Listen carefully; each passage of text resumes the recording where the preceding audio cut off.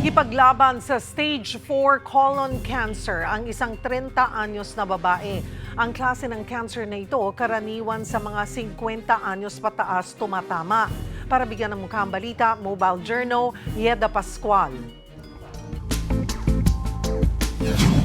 Karaniwan sa mga may edad na ang colorectal cancer, pero ang pasyenteng ito, nasa 30 anyos pa lang. Hindi ko akalain na stage 4 cancer na pala yung mga symptoms ko.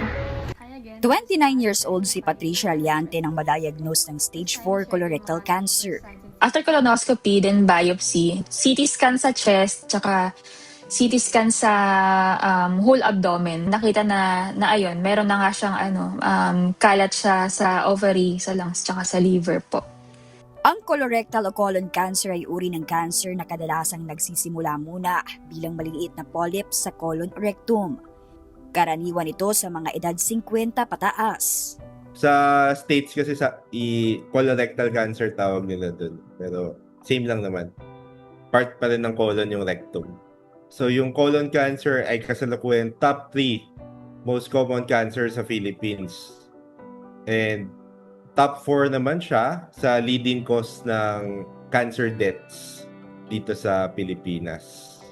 Ilan sa sintomas ang dugo sa dumi, diarrhea o constipation, madalas na pananakit ng tiyan, hindi maipaliwanag na pagbaba ng timbang, at panghihina ng katawan dulot ng anemia.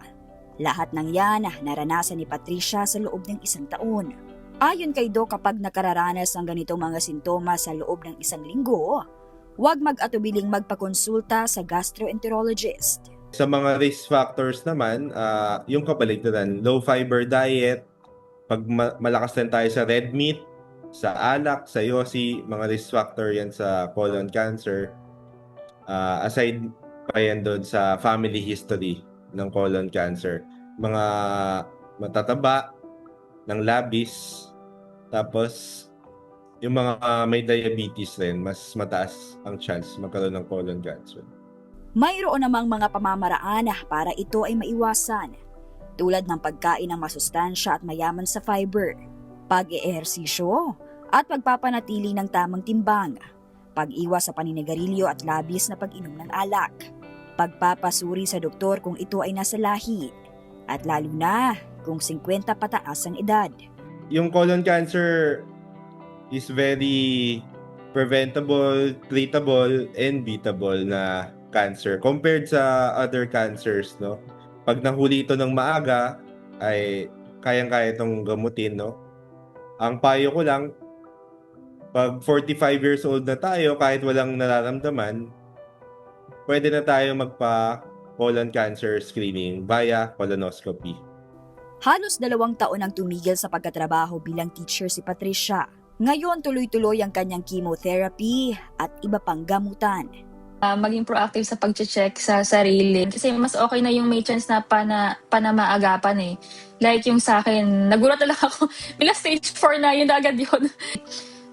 When I was diagnosed, 29 years old lang ako.